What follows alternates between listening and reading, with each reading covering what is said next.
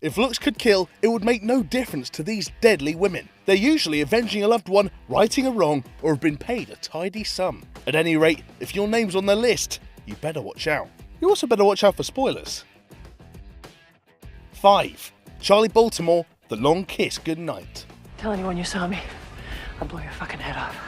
Gina Davis and Samuel L. Jackson star in this convoluted but brilliant amnesiac thriller that Shane Black got paid an easy $4 million to write. Anyway, Samantha Cain is a small-time mum, elementary school teacher, and anything else you could list under the heading conspicuously unassuming for a film starring Samuel L. Jackson. Samantha is actually Charlie Baltimore, a CIA assassin. And she is nothing like the twee school teacher, which was just the cover story she assimilated when she lost her memory on a hit gone wrong. So Charlie gets the best black sidekick the 90s could offer, Sam Jackson.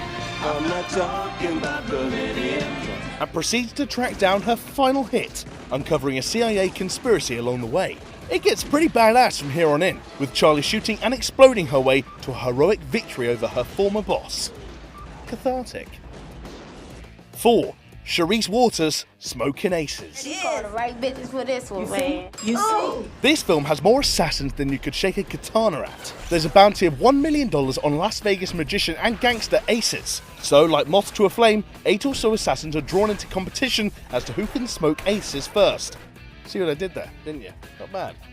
Among them are the female duo of Charisse Waters, played by Taraji P. Henson, and Alicia Keys' acting debut as Georgia Sykes. Charisse is a pissed-off, trash-talking assassin with one big gun.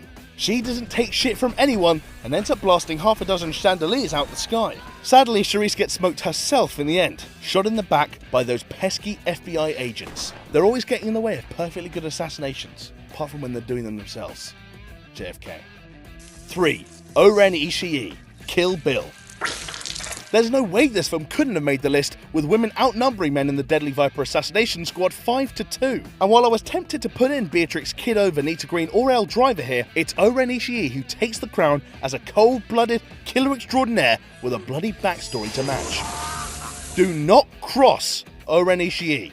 Now, if any of you sons of bitches got anything else to say, now's the fucking time! I mean, she poses as a child prostitute to get revenge.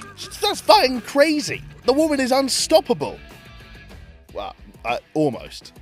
Her final duel with Kiddo showcases her steely, calm demeanor, her samurai skills, and some good old-fashioned trash talking. Silly Caucasian girl likes to play with samurai swords. 2. Catalea Restrepo, Colombiana.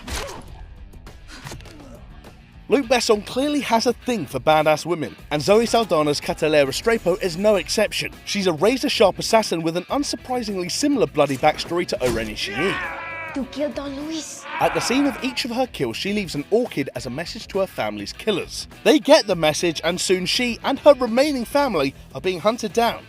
So maybe not such a smart move then. Or maybe she's just so badass she doesn't care. Well, what she lacks in foresight, Catalea makes up in style, with assassinations by shark mauling, dog mauling, and by just plain human mauling. 1. Celine, Underworld.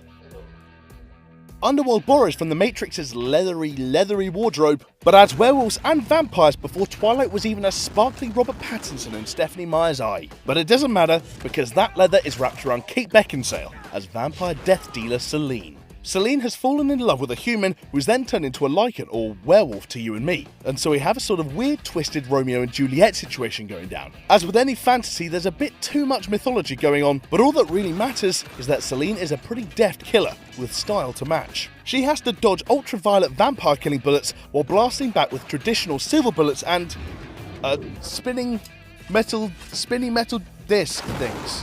Now that's pretty fucking cool. So that was our list. Who did I miss out? Let me know your top 5 in the comments below, and don't forget to subscribe.